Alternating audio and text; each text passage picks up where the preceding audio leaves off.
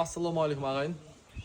Қора тамашалап қойыңыздар, керемет салған. Қазір сіздерге жақындатып көрсететін боламын. Қораны толығымен көрсетейін. Сол жақ бөлігі арнайы бордақыға арналған, тапчан тәрізді жасалған. Құмалақтар артына түсіп кетеді, тазалау ыңғайлы. Бұл жерде бордақылар тұрады. 3 клетка ғой, қателеспесем 3 клетка. Бұдан кейінгі бөліктер, ортаңғы бөлікте 3 клетка, арғы бөлікте тағы 3 клетка. Олар қошқарды ұрықтандыратын кезде қойларды бөліп әрқайсысына қояды. Одан кейінгі бөлігі бордақыға арналған. Ірі қараға, жылқыларды бордақылауға тамашалап қойыңыздар.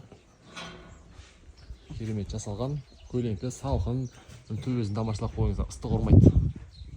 Байқасаңыздар, қамыспен қапталған қамыс, одан кейін қара қағаз. Одан кейін барып шифрмен жабылған, асты салқын, ол магнат. Арғы бөлігі жылқыға арналған үйірлер жүр. Тамашалап қойыңыздар. Жалпы қора осы. Мына бөлікте Максимус қашырып жатыр, 20 басы қойды.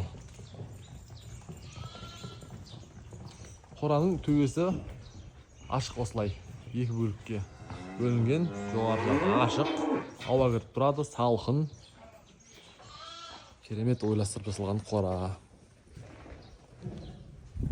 Осындай үйде жасасаңыздар, қораның іші салқын болады, әрі тиімді.